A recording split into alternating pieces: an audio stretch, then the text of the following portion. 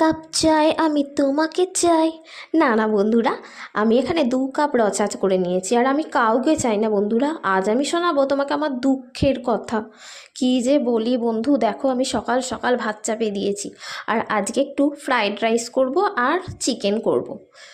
আমার যে কি দুঃখ বন্ধুরা, সেটাই আমি তোমাদেরকে শেয়ার করব। তোমরা লাস্ট অব্দি ভিডিওটা দেখো, অবশ্যই জানতে পারবে। আর একদিকে দেখো মুসুর ডাল সিদ্ধ বসিয়ে দিয়েছি টিফিন খাওয়ার জন্য, আর ফ্রাইড রাইস যেহেতু হবে তার জন্য সব সবজিপাতি কেটে ধুয়ে আমি এখানে রেখে দিয়েছি।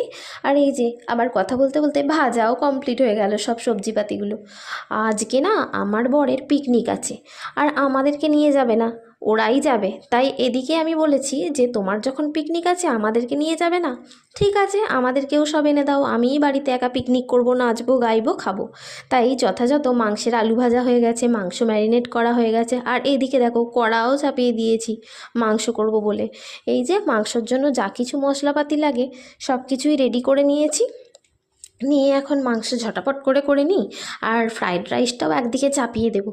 আমার বরকে বলেছি তুমি যখন একা গিয়ে আনন্দ করবে, ঠিক আছে আমিও বাড়িতে একাই আনন্দ করব।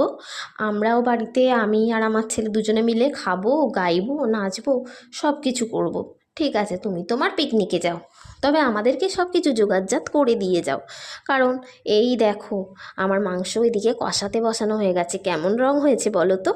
এই যে আলু দিয়ে মাংস বসিয়ে দিয়েছি। আর ভেবো না আমি এতটা মাংস একা খাবো, এটা রাত্রিবেলাও থাকবে।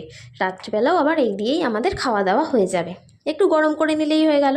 আর এই দেখো বলতে বলতে আমার ফ্রাইড রাইসটাও কমপ্লিট। কত সুন্দর দেখতে হয়েছে না, একদম কালারফুল, খুব ভালো লাগছে।